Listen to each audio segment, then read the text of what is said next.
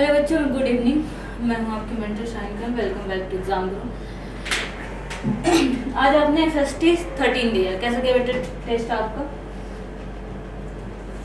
आशा करते हैं अच्छा ही गया होगा। 151 से स्टार्ट करते हैं। देखिए सोल्यूशन हम Many bacteria have small circular DNA outside genomic DNA. This smaller DNA is called, क्या कहते हैं बेटा? ये as it is NCERT का लाइन है, इसको बोलते हैं प्लाज्मिड। ओके, देन 152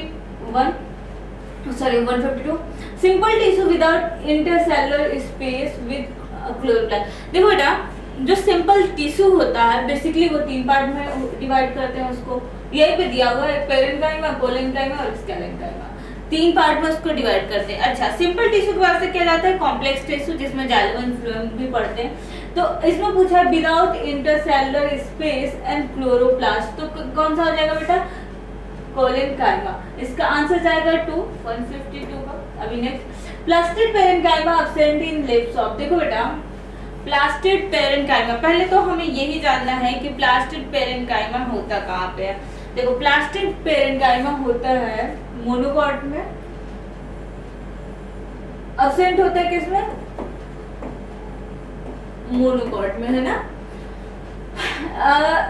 इसमें से मोनो डाइकॉट कौन से हैं? ये सब डाइकॉट होते हैं। तो किस में नहीं होगा? ग्रास में नहीं होगा। तो 153 का तो अभी 154 देखते हैं। Secondary growth occur in the most of the dicot root and stem and increase the girth or diameter organ because of the activity of। देखो, secondary growth, अगर कोई प्लांट अपने एक्सिस में बढ़ रहा है, लेंथ के एक्सिस में बढ़ रहा है, इसको क्या बोलेंगे? Primary growth. इसको क्या बोलेंगे बेटा? Primary growth. अच्छा, अब वो गर्थ में बढ़ रहा है, मतलब मोटाई में बढ़ रहा है, तो उसको क्या बोलेंगे? Secondary growth. अच्छा, अभी अब प्राइमरी ग्रोथ की थोड़ी सी बात निकली है तो मैं बता दूं, प्राइमरी ग्रोथ होता क्यों है? बिकॉज इसके टिप पे क्या पाया जाता है? Meristematic cell. क्या पाया जाता है बेटा? Meristematic cell. मेरिस्मेटिक सेल, जो मेरिस्मेटिक सेल जो होता है वो इंक्रीज करता है। अब देखो, प्लांट होगा तो थ्रू आउट लाइफ होगा, और एनिमल है तो एट अ सर्टेन टाइम जाके रुक जाता है। ठीक, तो इसमें क्या हो जाएगा? वैस्कुलर कैम्बियम क्या होता है? Xylem phloem and cork cambium. तो इसमें दोनों हो जाएगा। ओके, अभी नेक्स्ट सवाल देखते हैं। Which connective tissue कैरेक्टराइजेस the solid palpable ground substance. देखो बेटा, कनेक्टिव टिश्यू, हमने फ्लूइड कनेक्टिव टिश्यू भी पढ़ा है। स्ट्रक्चरल ऑर्गेनाइजेशन में हमने कई सारे कनेक्टिव टिश्यू पढ़े हुए हैं। तो इसमें हो जाएगा कार्टिलेज, जो कि आई एम सो सॉरी हाँ, अभी देखिए, कार्टिलेज जो कि क्या होता है? फ्लेक्सिबल भी होता है ना, बिकॉज ऑफ नॉन पैलेबल की वजह से। अच्छा, बोन होगा तो ये नॉन पैलेबल हो जाएगा। ये पी है, आर नहीं है। ओके, ये पी है।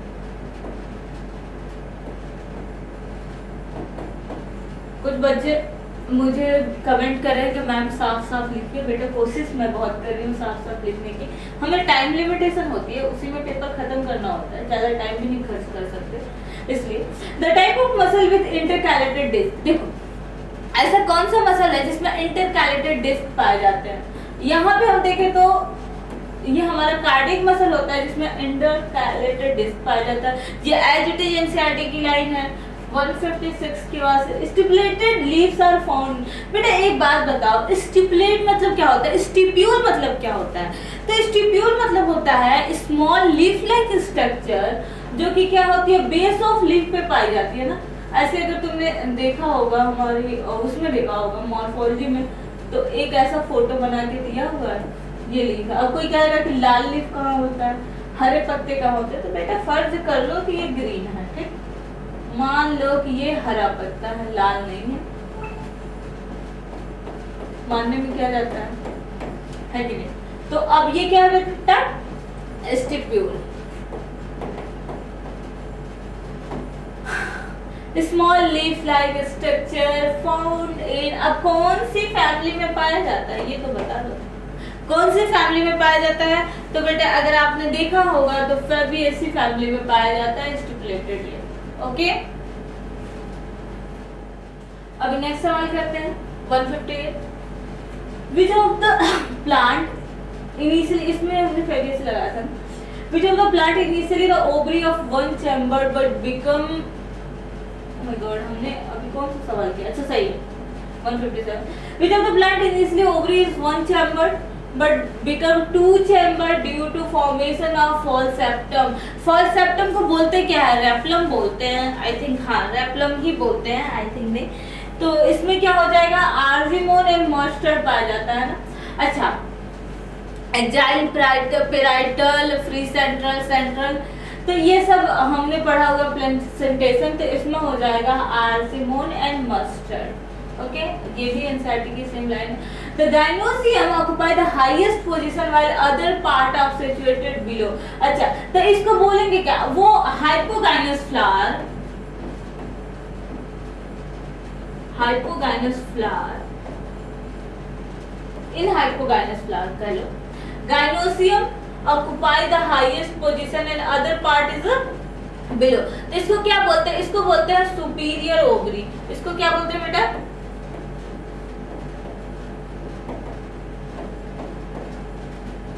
अच्छा इसमें होता क्या है, एग्जाम्पल मस्टर्ड, एमसीबी से याद रखना, मस्टर्ड चाइना रोजेन ब्रिंजल, ठीक, इसको कौन सी ओवरी बोलेंगे, सुपीरियर। अच्छा पेरीगाइनस क्या होगा, जिसमें रिम में होगा, ठीक, जिसमें क्या होगा रिम में होगा, जिसमें सब जो होगा वो एक ही एक्सिस पे होगा। इसका एग्जाम्पल क्या होता है, plum rose peach, plum rose and peach, मतलब PRP, एंड हाइपोगाइनस मतलब क्या होगा, इंफीरियर ओवरी ना, ray floret of sunflower. Keel is a characteristic of flower, देखो बेटा कील किस में पाया जाता है, अगर आपने एस्टिवेशन पढ़ा होगा तो एस्टिवेशन में हम देखते हैं कि एक ऐसा स्ट्रक्चर बना होता है और ये स्टैंडर्ड होता है, ठीक है। तो इसमें होता क्या है, क्या चीज इसमें फ्यूज होता है, स्टैंडर्ड होता है ना ये, तो अगर हमने पढ़ा तो बीम, केसिया, गुलमोहर, ये एस्टिवेशन मतलब वेलवेट और इम्ब्रिकेट ट्विस्टेड एस्टिवेशन के लास्ट में ये फोटो बना दिया होगा, और इस पार्ट को हम लोग इस पार्ट को ही बोलते हैं की, ओके। तो ये किस में हो जाएगा, बीन में होगा, जिसमें पीटल्स क्या है, फ्यूज है, क्या है बेटा, फ्यूज है, जिसके पीटल्स क्या है, फ्यूज है, तो ये किस में हो जाएगा 160 का 1। अभी नेक्स्ट सवाल देखते हैं, according to Whittaker classification under the plant we study, देखो विटेकर ने 69 में या 96 में दिया था, मैं थोड़ा सा कंफ्यूज हो रही हूँ। तो विटेकर ने प्लांट को बताया था, प्लांट को डिवाइड किया था, ये LANT प्लांट को 5 भागों में डिवाइड किया था, कौन कौन सा था, 5 किंगडम क्लासिफिकेशन भी हम विटेकर के क्लासिफिकेशन को कहते हैं। जिन्होंने क्या बताया था, प्लांटिको एल्गा, प्लांट को डिवाइड किया था, ब्रायो, टेरिडो, इसमें पी साइलेंट होता है, जिम्नो एंड एंजियो। अच्छा ये तो प्लांट का हो गया।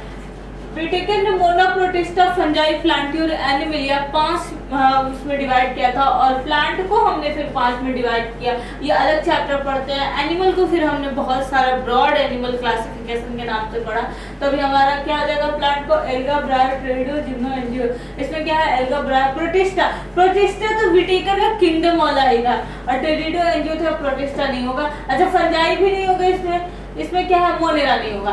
तो अगर सिर्फ हम विटेकर की बात करें, विटेकर ने क्या किया, विटेकर ने 5 किंगडम क्लासिफिकेशन दिया था, 5 किंगडम थे विटेकर के।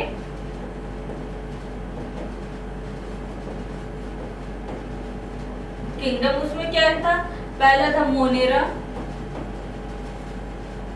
मोनेरा मतलब क्या, प्रोकैरियोट्स का एक ही सोल मेंबर होता है bacteria, Monera, protista, fungi, Plantae, और लास्ट में क्या था एनिमलिया, मतलब एनिमल किंगडम।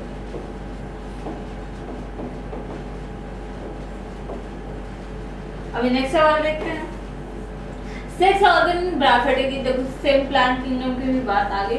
तो कौन कौन सा होता है ब्रायोफाइट का? पहले तो ये देख लो बेटे, ब्रायोफाइट क्या होता है? एम्फीबिया ऑफ प्लांट किंगडम, जो दोनों जगह रहता है। अच्छा, इसका जो सेक्स ऑर्गन होता है वो मल्टीसेलुलर होता है, स्टेराइल होता है और जैकेट भी होते हैं। इसमें हम देख सकते हैं यूनिसेलुलर नहीं होगा, मल्टी नॉन जैकेट नहीं होगा, जैकेट होता है। स्टेराइल फर्टाइल नहीं होता है, स्टेराइल होता है, multicellular sterile and jacket, sterile jacket होते हैं। तो हमारा आंसर जाएगा 162 का 3। देखिए 163 evolutionary pteridophyte and first terrestrial plant. देखो अब हुआ क्या, जब प्लांट किंगडम हम लोगों ने खोज लिया तो उसमें मुनरा प्रोटिस्ट वो प्लांट खोज लिया, तो बेसिकली प्लांट में हमने क्या पढ़ा? Alga, ब्रायो, टेरिडो, gymno, angio. ठीक, तो अब हमें एल्गा, ब्रायो, जिम्नो, टेरिडो, इसमें टेरिडोफाइट की बात किया। तो टेरिडोफाइट पहला ऐसा प्लांट है जिसमें क्या हो गया? वेस्कुलर बंडल पाया गया। वेस्कुलर पाया गया मतलब क्या पाया गया? जाइलम पाया गया। दूसरा क्या पाया गया बेटा? फ्लोएम पाया गया। अच्छा, जाइलम क्या होता है? Translocation of water and mineral में हेल्प करता है ना। फ्लोएम क्या करता है? फूड में करता है। अच्छा, root like stem like structure नहीं पाए गए थे। ब्रायोफाइट बोलता है कि इसमें root like stem like structure पाए गए थे, बट टेरिडोफाइट में root like stem like structure नहीं पाया गया, तो उसमें रूट, स्टेम और लीफ ही पाया गया था। और मेन प्लांट बॉडी जो थी स्पोरोफिटिक थी। तो हमारा आंसर हो जाएगा इसका 4। अभी नेक्स्ट सवाल देखते हैं। Which one of the following description does not apply brown alga? अच्छा, ब्राउन, अब एल्गी को हमने 3 पार्ट में डिवाइड किया। ठीक है, जब हम एल्गा पढ़े तो हमने एल्गा को कितने, अब ये किस बेसिस पे होगा? जो उसका पिगमेंट है, एल्गी में जो पिगमेंट बेसिकली है उसी बेसिस पे हमने एल्गा को 3 पार्ट में डिवाइड किया। अब हम एल्गी को यहाँ पे डिवाइड कर रहे हैं, तो हमने एक पार्ट यहाँ पे हमने एल्गी को 3 पार्ट में डिवाइड किया। तो हमारा कौन सा था? पहला क्या था? क्लोरोफाइसी। बेटा क्लोरोफाइसी को हम लोग ग्रीन एल्गा बोलते हैं। फिर क्या था? फियोफाइसी। इसको क्या बोलते हैं? Brown alga. उसके बाद क्या था बेटा? रोडोफाइसी, जिसको हम लोग रेड एल्गा भी बोलते हैं। अच्छा, अब ड्यू टू पिगमेंट, अगर क्लोरोफाइसी की बात करें तो इसमें क्या था? ए और बी। इसमें क्या था? ए और सी, ये ए बी है। और इसमें क्या था? ए और डी। ठीक, carbohydrate as a mannitol which are not apply, ये तो सही है ना, मैनिटोल के फॉर्म में फूड स्टोर करता है। अच्छा, और क्लोरोफाइसी स्टार्च के फॉर्म, फ्लोरिडियन स्टार्च और स्टार्च क्लोरोफाइसी एंड रोडोफाइसी करते हैं, मतलब रेड एल्गा और ग्रीन एल्गा की बात करें। डोमिनेंट इसमें क्या था? फ्यूकोजैंथिन, इसीलिए ये ब्राउन कलर का था। ठीक है, और ये क्या nearly brackish of the water, नहीं, ये डीप वाटर में पाया जाता है, फिलामेंटस एंड थायलॉइड। तो इसका आंसर हो जाएगा 163 का 4, 164 का 3। Okay, which are the following example of blue green alga? देखो बेटा, ये ब्लू ग्रीन एल्गा लिखने से एल्गी नहीं हो जाएगा। ये है क्या? ये साइनोबैक्टीरिया है। ये क्या हो रहा है यार?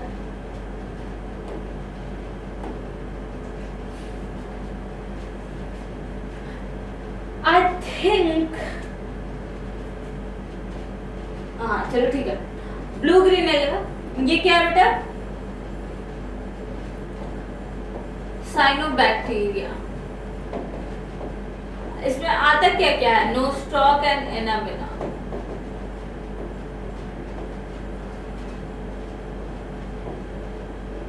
कौन कौन सा आता है? नोस्टॉक और एनामिना। तो यही आ गया यहाँ पे पहला आंसर 165 का 1। अब देखिए, which one of the following is not a pteridophyte? इसमें टेरिडोफाइट कौन सा नहीं है? Selaginella and salvinia equisetum, of the following is not selaginella का इक्विस्टम है, साल्विया नहीं है, साल्विया नहीं है। अगर आप इसमें पढ़ो तो हेटरोस्पोरस में लिखा है साल्विनिया एंड सेलिजिनेला, ठीक है, लेकिन ये साल्विया लिखा है। ठीक, तो ये हमारा थर्ड जगह, थोड़ा प्रोनाउंसिएशन मैच कर रहा है इसलिए शायद दे दिया हो। अब देखो बेटा, नोटोकॉट इज डिराइव्ड फ्रॉम, देखो यहाँ पे तीन चीजें दी हैं, एक दिया है एक्टोडर्म, मेसोडर्म एंड एंडोडर्म। जब जर्मिनल लेयर बनना स्टार्ट हुआ तो तीन लेयर बनी थी, ठीक। बाहर वाला क्या था, एक्टोडर्म,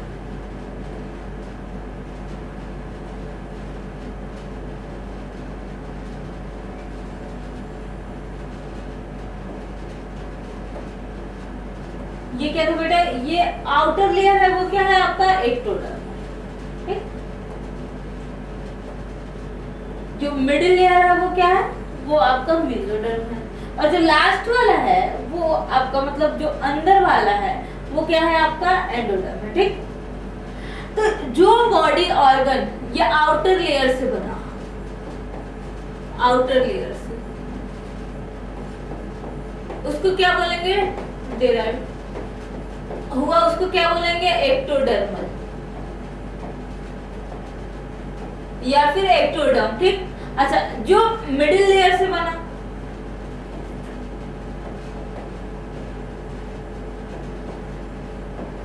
इसको क्या बोलेंगे बेटा, मेसोडर्म। और जो इनर लेयर से बना है इसको क्या बोलेंगे, एंडोडर्मल और क्या है। अच्छा, जिनमें ये तीनों पाए जाते हैं उसको ट्रिप्लोब्लास्टिक कहते हैं, जिनमें ये तीनों नहीं होंगे, ये मेसोडर्म जो होगा वो थोड़े थोड़े जगह जगह पे ये ऐसे पाउच लाइक स्ट्रक्चर होगा, ठीक। ये कैसा होगा, पाउच लाइक स्ट्रक्चर होगा, मेसोगेलिया की कवरिंग होगी बेसिकली। उसको क्या बोलेंगे, सीडोसिलोम भी बोलते हैं, और ये तो हमने सिलोम की बात कर दी, सॉरी। तो जिसमें ये नहीं होगा, जिसमें क्या होगा, मेसोगेलिया होगा, उसको डिप्लोब्लास्टिक कहेंगे, जिसमें ये तीनों होगा उसको ट्रिप्लोब्लास्टिक कहेंगे, ओके। तो नोटोकॉर्ड किससे डिराइव हुआ था, वो बना था हमारे ये बीच वाले लेयर से, किससे बना था बेटा, मेसोडर्म से, ठीक। 167 का। तो अभी नेक्स्ट सवाल देखते हैं। देखिए, सिलेंट्रेट में टेंटिकल्स का यूज क्या होता है, तो इसमें हाइड्रा टेंटिकल्स ये भी करता है, ये भी करता है, ये भी करता है, मतलब क्या होगा, 4। डिफेंस भी करता है, प्रे को पकड़ने का भी काम करता है।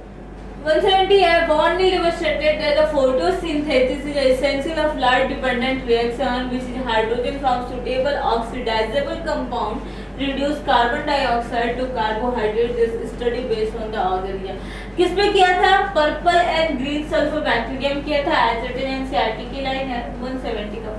Oxalic acid is a first stable product, किसका होगा, C4 प्लांट का होगा, ये भी एनसीईआरटी की लाइन है। ETS कॉम्प्लेक्स 5 क्या होगा, ATP synthase.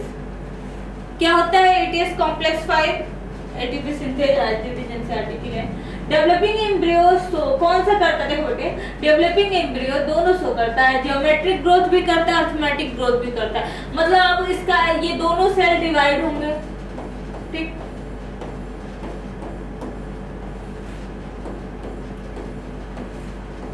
Number of cell बढ़ने लगेगा ना, या फिर ये ऐसा कह रहा है, चलो मैं यहाँ पे बना देती हूँ, इसके 2 सेल हैं, इसका एक सेल है, एक ये डिवाइड हुआ, दूसरा स्टेबल हो गया। अब इसका एक ये डिवाइड हुआ, ये स्टेबल हो गया, इसका ये डिवाइड हुआ, ये स्टेबल हो गया, ठीक। तो इसमें क्या होगा, दोनों सो होगा, तो 173 का 4।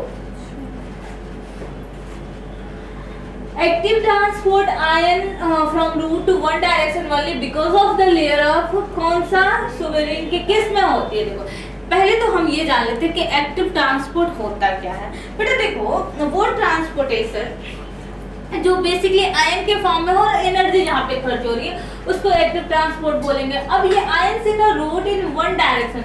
अच्छा, जो जाइलम का या फिर किसी चीज जाइलम बेसिकली अगर ट्रांसपोर्ट करता है तो उसका क्या होता है, यूनिडायरेक्शनल होता है, वो नीचे से ऊपर ले जाता है, ठीक। मिनरल न्यूट्रिशन को नीचे से ऊपर ले जाता है। अच्छा, अगर फ्लूएम का बात करें तो क्या होता है, उसका मल्टी डायरेक्शन होता है, ऊपर से नीचे भी जाता है। क्यों? क्योंकि ये फूड का स्टोरेज करता है, उसके ट्रांसपोर्टेशन में हेल्प करता है। तो अभी क्या कह रहे हैं, active transport of ion in roots is in one direction only because of the layer of suberin in किस में होगा बेटा, एंडोडर्मिस। 174 का 2। अभी नेक्स्ट सवाल लेते हैं, structure of ribosome is maintain by which mineral element. अच्छा, किसका राइबोसोम मेंटेन होता है, किस मिनरल से स्ट्रक्चर ऑफ राइबोसोम मेंटेन होता है। राइबोसोम जो होता है मैग्नीशियम से मेंटेन होता है। ये था मिनरल न्यूट्रिशन का सवाल है, क्योंकि आप लोग तो पता ही है अभी कैसे क्या करना है, बाकी आगे से इस पे विशेष ध्यान दिया जाएगा।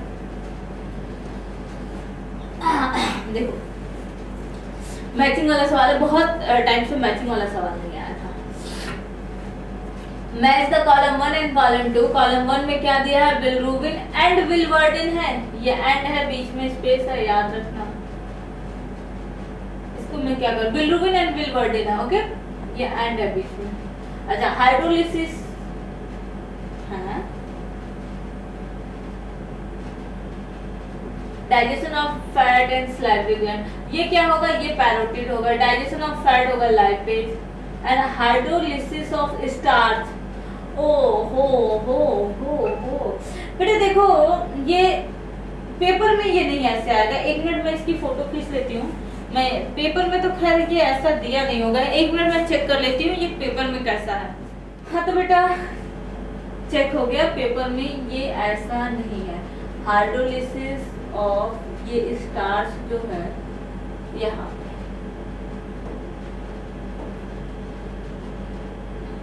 Hydrolysis of starch.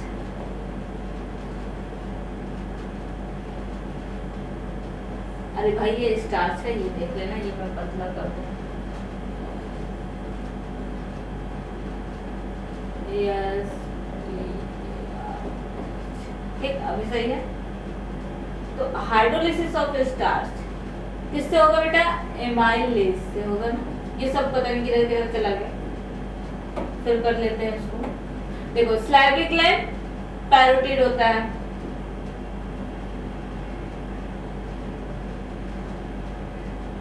Salivary gland क्या होगा बेटा, पैरोटिड को स्लाइवरी ग्लैंड कहते हैं। Digestion of fat, bilirubin and biliverdin bile, and hydrolysis of starch क्या होगा, एमाइलेज। तो इसमें हम देखते हैं बी का 4 किसमें दिया हुआ है, सबसे कन्वीनियंट बी का 4 एक ही में दिया हुआ, आंसर तुरंत हो गया, तुरंत टाइम बचाओ। अच्छा ये देखो डायग्राम रिलेटेड टू, ये देखो बेटा ये कौन सा एस्टिवेशन है, ये वेलवेट एस्टिवेशन है। वेलवेट एस्टिवेशन किस में पाया जाता है बेटे, ये कैलोट्रॉपिक्स में पाया जाता है ना।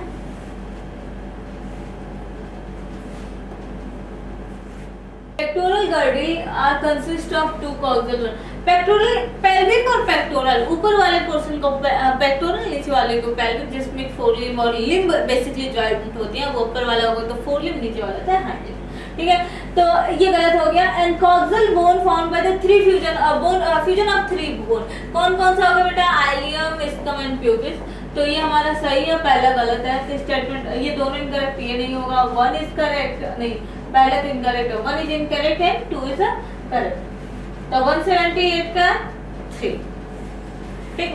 अभी नेक्स्ट सवाल देखते हैं, how many matching are correct, ड्यूटेनम। देखो काफी टाइम पहले ड्यूटेनम को यू शेप भी बोला जाता था, अभी ये सी शेप में और स्टमक जे शेप में, ये गलत है। वासा रेक्टा गलत है, आंसर 2। वासा रेक्टा बेसिकली यू शेप में होता है, वी शेप में नहीं होता। अगर शेपिंग करें भी तो यू होगा। देखो होता क्या है, डिसेंडिंग ऑर्डर, मतलब हम क्या करेंगे, सबसे ज्यादा टाइम, फिर कम टाइम, फिर कम टाइम, फिर सबसे कम टाइम। एम फेज की बात कर रहे हैं, prophase, telophase, metaphase and anaphase.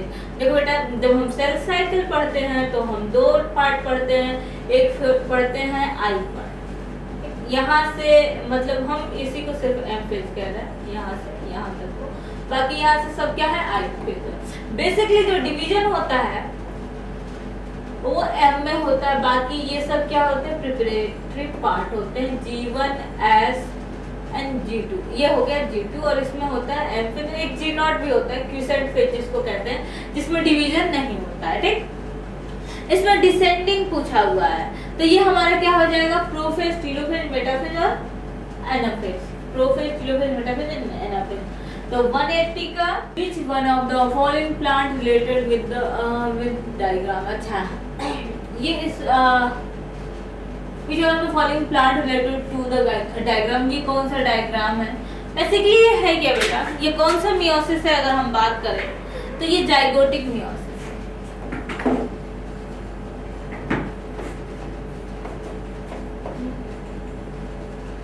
मतलब जाइगोटिक मियोसिस मतलब कौन सी life cycle, haplontic life cycle. कौन सी लाइफ साइकिल बेटा,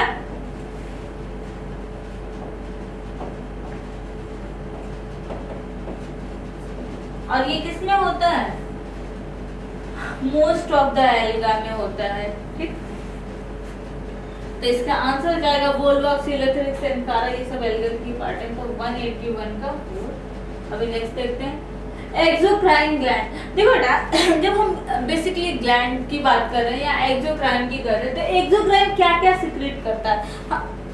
देखो 10 चीजें याद रखने से बहुत बढ़िया है कि हम एक चीज याद रखें और उससे कंपेयर करके हम अपने आंसर को ट्रिक करें। तो हम यहाँ पे आपको दोनों बता दे रहे हैं। देखो एंडोक्राइन ग्लैंड क्या होता है, एंडोक्राइन जो होता है वो बेसिकली हार्मोन सिक्रेट करता है। क्या होता है, डक्टलेस होता है, डक्टलेस ग्लैंड होता है। ट्रेस अमाउंट में सिक्रेट होता है। देखो अच्छा एक्सोक्राइन क्या होता है, एक्सोक्राइन में सभी आते हैं। एक्सोक्राइन में स्लाइवा हो गया, एंजाइम हो गया,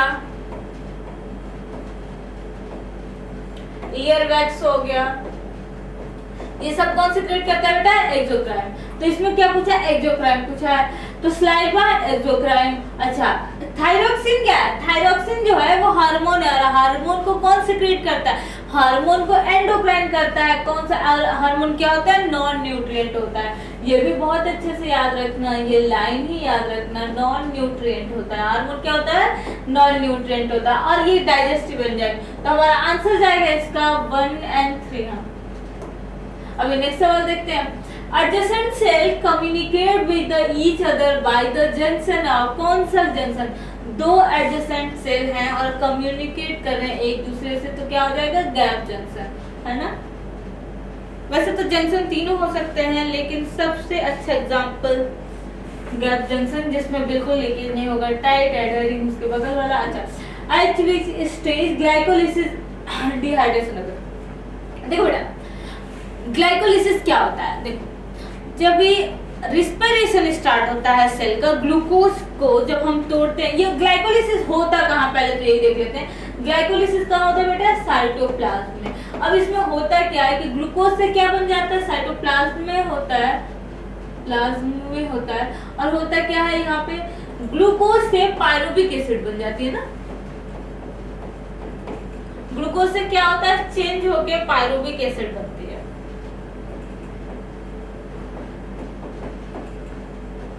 एनारोबिक रिएक्शन होता है, इसमें ऑक्सीजन नहीं रिलीज होता। पूछा है कि ऐसा कौन सा प्रोसेस है जहां से वाटर निकलता है, मतलब क्या हो रहा है, डिहाइड्रेशन हो रहा है, H2O निकल रहा है।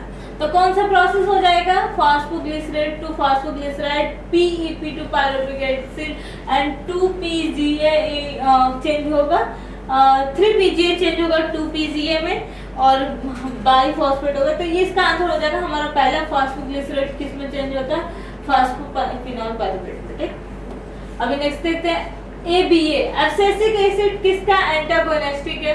तो एब्सिसिक एसिड जो है बेसिकली हमारा वो जिबरेलिक एसिड के एंटागोनिस्टिक होता है ना, 185 का 3। अभी क्या है, माइटोटिक सेल डिवीजन अकरिंग किस में होता है, डिप्लॉइड सोमैटिक सेल में होता है। R group of aniline, aniline क्या है और इसका R ग्रुप क्या है। देखो बेटे यहाँ पे CH3 पाया जाएगा वही एनिलीन का R ग्रुप होगा। तो 1 इनकम्प्लीट डबल सर्कुलेशन किसमें पाया जाएगा बेटा, इनकम्प्लीट डबल सर्कुलेशन किसमें पाया जाएगा,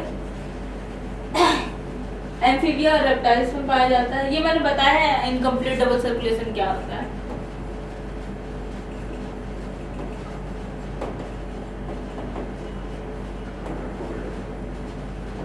अब इसके एग्जांपल्स देख लो।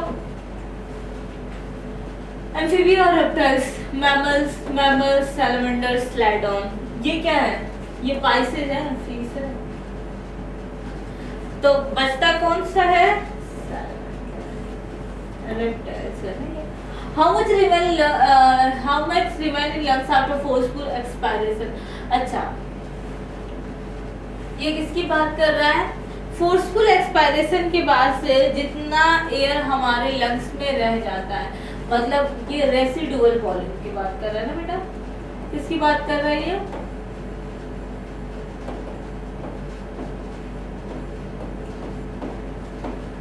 और रेसिडुअल वॉल्यूम होता कितना है? 1100 ml से 1200 ml तक रेसिडुअल वॉल्यूम होता है। तो इसका आंसर जाएगा 189 का। अभी देखो ये क्या है? Select the correct option the given diagram. Cockroach का ये है क्या? Parts of intestine, respiratory organ.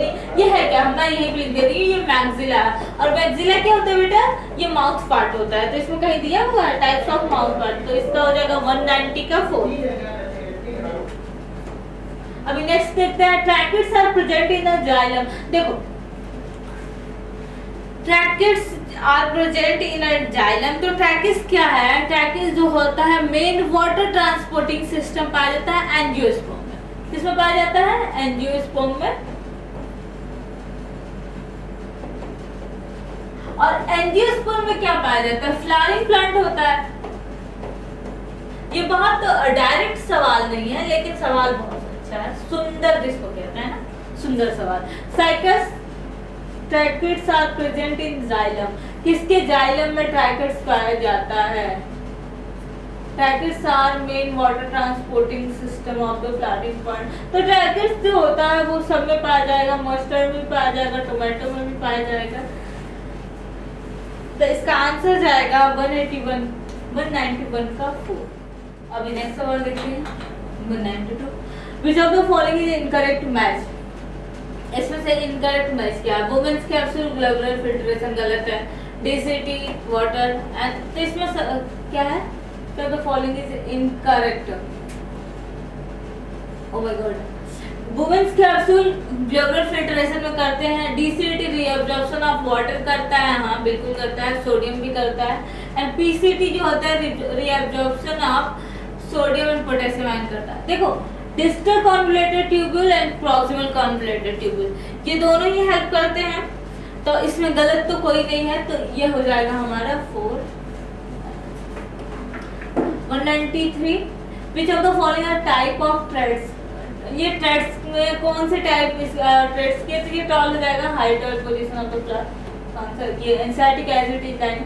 Which one of the following experiment was used to identify the tissue through which food are transported? अच्छा, इसमें से कौन सा एक्सपेरिमेंट करा गया था जिससे ये पता चला था कि टिश्यू जो है फूड का ट्रांसपोर्टेशन करता है? कौन सा एक्सपेरिमेंट था जिसमें ये पता चला था कि टिश्यू जो होता है वो फूड का ट्रांसपोर्टेशन करता है? तो गर्डिल एक्सपेरिमेंट था। इसमें क्या था कि हमने प्लांट को यहाँ से ये वाले पार्ट निकाल दिए थे और कुछ टाइम बाद देखा था तो ये मोटा हो गया था, बिकॉज यहाँ पे ट्रांसपोर्टेशन टिश्यू हमने हटा दिया था, तो ये फूड यहाँ पे स्टोर हो गया था। ठीक है, कौन सा था बेटा? Girdling experiment. अभी नेक्स्ट देखते हैं 195। Transpiration and root pressure cause water rise of in the plant. Transpiration क्या होता है? ट्रांसपायरेशन होता है इवोपोरेशन ऑफ वाटर। मतलब क्या होता है? वाटर का loss in the form of gases, gaseous form में जो वाटर लॉस करता है। और रूट प्रेशर क्या होता है? रूट वो प्रेशर जो जमीन से रूट के थ्रू लगती है वाटर को पुल करने के लिए, जिसमें पूछा भी है कि कौन कौन सा होगा। तो ये क्या कर रहा है? ऊपर से खींच रहा है ना। ट्रांसपायरेशन मतलब क्या?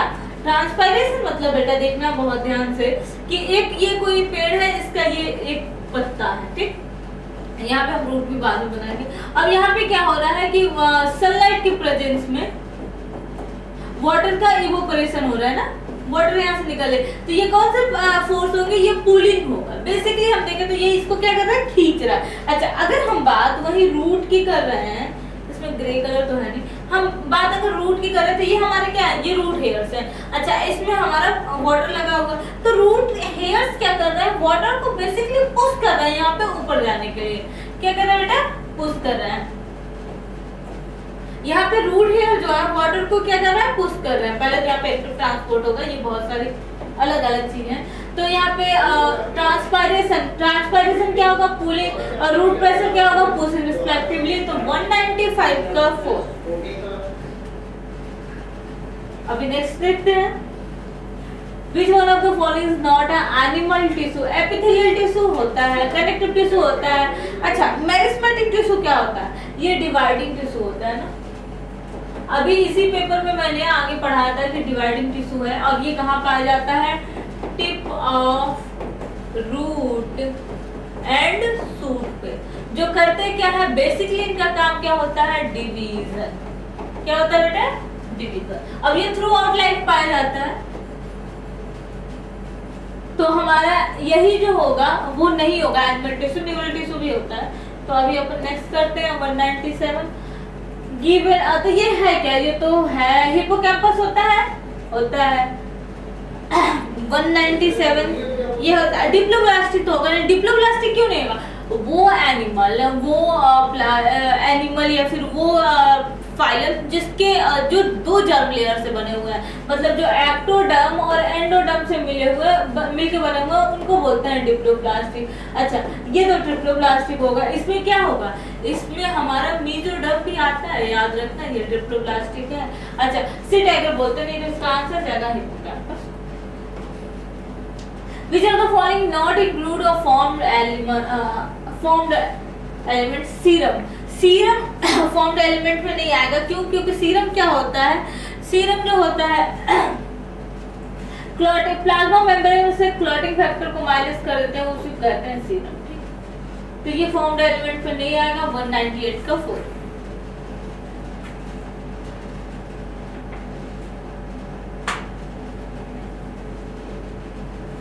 199। How many matching are incorrect? एल्गम स्पैग्नम ब्रायो में आता है, लिवरवुड ये ब्रायोफाइटा है, लेकिन सैलिजिनेला एंड साल्विनिया टेरिडो में आते हैं। और ये क्या है, ये ब्रायो है, ये नहीं होगा। सिकोया मॉस नहीं होगा, टेरिडोफाइट नहीं होगा, नहीं होगा। तो इसमें सभी गलत हो गए ना, 5 गलत हो गए। अभी नेक्स्ट देखते हैं, Which one of the following statement is correct? Sequoia is the tallest tree of the pteridophyte. Sequoia किसमें है बेटा, टेरिडोफाइट का नहीं है, ये जिम्नोस्पर्म का है। ठीक है, और माइकोराइजा जो होता है वो सिम्बियोटिक एसोसिएशन करता है, कॉमन सेलिजम नहीं करता है, कोलोइड रूट साइकस में करते हैं और सिम्बियोटिक एसोसिएशन करते हैं। तो इस तरह से हमने 200 सवाल अपने कंप्लीट किए। अच्छा क्या होगा पेपर आप लोग का, और अच्छे से करते रहिए। खैर रैंक तो हम लोग देख ही रहे हैं, कुछ बच्चे बहुत अच्छा कर रहे हैं, स्टार्टिंग में अच्छा नहीं कर रहे थे, अभी बहुत अच्छा कर रहे हैं। चलो थैंक यू, मिलते हैं बेटा नेक्स्ट टेस्ट में, बने रहिए।